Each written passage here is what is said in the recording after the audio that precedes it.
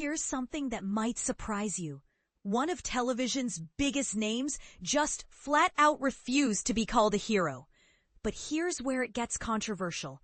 Maybe he's onto something bigger than we realize. Jimmy Kimmel, the 57-year-old comedy veteran, made waves recently when he completely rejected a reporter's suggestion that he might be defending democracy through his political commentary. Speaking candidly backstage at this weekend's Creative Arts Emmy Awards ceremony, Kimmel's response was refreshingly honest and surprisingly humble. "Those are heavy thoughts, and I have a tendency to reject them," Kimmel explained, practically dismissing any grandiose interpretations of his work. "I don't really feel like I'm defending democracy." So what does he think he's actually doing when he takes aim at President Donald Trump? His answer might make you reconsider everything you thought you knew about late-night television's role in politics. "I'm giving this guy a little poke, and he deserves it, and I enjoy it, and I hope that people enjoy it too," Kimmel stated matter-of-factly. It's a remarkably down-to-earth perspective from someone who commands millions of viewers nightly. And this is the part most people miss. While Kimmel was downplaying his own political impact, he was literally holding his 4th Primetime Emmy Award. This latest trophy recognized his exceptional work as host of Who Wants to Be a Millionaire? But wait, there's more drama brewing. He's also nominated this Sunday for his long-running Jimmy Kimmel Live show. But here's where the real story gets personal and politically charged. Kimmel has emerged as an unexpected champion for his fellow late-night host, Stephen Colbert.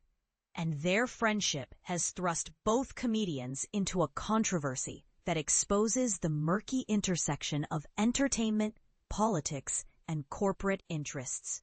When CBS abruptly canceled Colbert's Late Show this past July, just 3 days after Colbert publicly criticized a settlement between Trump and CBS's parent company, Paramount Global, Kimmel didn't stay silent.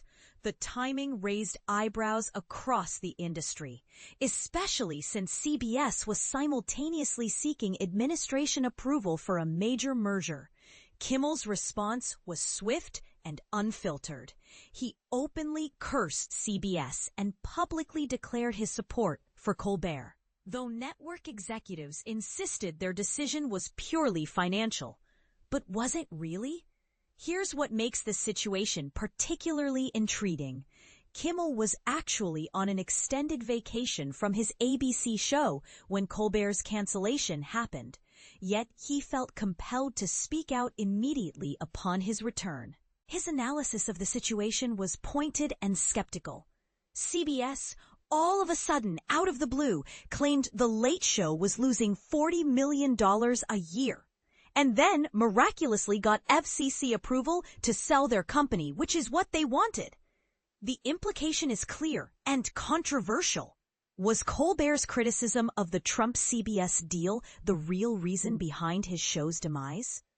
Kimmel took his support even further, erecting a billboard in Los Angeles that boldly declared, "I'm voting for Stephen." This public endorsement came despite the fact that both hosts were competing against each other in the Emmy race for Outstanding Talk Series.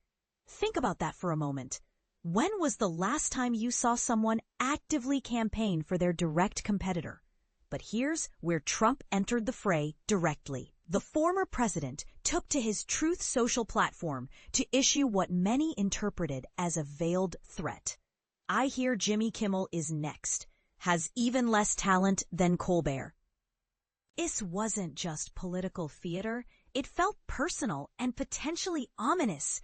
Kimmel's response was vintage late-night gold, delivered with the perfect mix of mockery and defiance. "Oh, you delicate, chubby little teacup, did we hurt your feelings? You want us to be canceled because we make jokes about you? I thought you were against cancel culture. Now here's something that might blow your mind. Despite hosting his late-night show for an impressive 22 years, Kimmel has never won an Emmy specifically for that work. His 4 Emmy victories span other projects entirely. One recognized his Oscar hosting duties, while 2 others celebrated his innovative live in front of a studio audience specials, those nostalgic all-star recreations of classic sitcoms he produced between 2019 and 2021. When asked about potentially reviving those beloved specials, Kimmel's response revealed a deeply emotional side that fans rarely see. "It would be too emotional to do it without Norman," he said, referring to legendary producer Norman Lear, who passed away at 101 in 2023. "I don't know if my heart could take it." Kimmel's Emmy journey actually began much earlier than most people realize.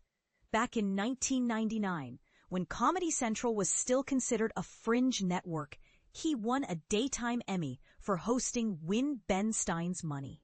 This was before the category was even promoted to primetime status. When we won that Emmy, we went on the air the same week South Park went on the air, and Comedy Central was not a channel that many people watched, Kimmel recalled nostalgically.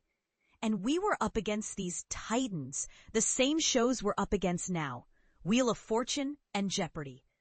We didn't know anyone was watching the show. I think it was the first Emmy Comedy Central ever won. This raises a fascinating question about the evolution of television and comedy. How did a network that not many people watched become the launching pad for some of the most influential voices in entertainment? As for his future plans, Kimmel remains characteristically evasive yet thoughtful. When pressed about how long he intends to continue his current show, his response was both diplomatic and revealing. "I'm not prepared to answer that question. But it is something I think about a lot. Each day is a new adventure, and I kind of take them as they come." Is that a good way of dodging the question? But this brings us to the bigger, more controversial question. In an era where late-night hosts are increasingly viewed as political influencers rather than mere entertainers, what responsibility do they actually have? Should comedians like Kimmel embrace the defender of democracy label? Or is his more modest approach actually more authentic and effective? And here's the part that might make you uncomfortable. Is Kimmel's loyalty to Colbert admirable friendship, or does it represent something deeper about how entertainment industry politics really work behind the scenes? What do you think? Is Kimmel being genuinely humble about his political influence, or is he strategically downplaying his power? Should entertainers own their political impact, or does Kimmel's just giving him a little poke approach downplay the real effects of their actions? Approach actually make his criticism more effective?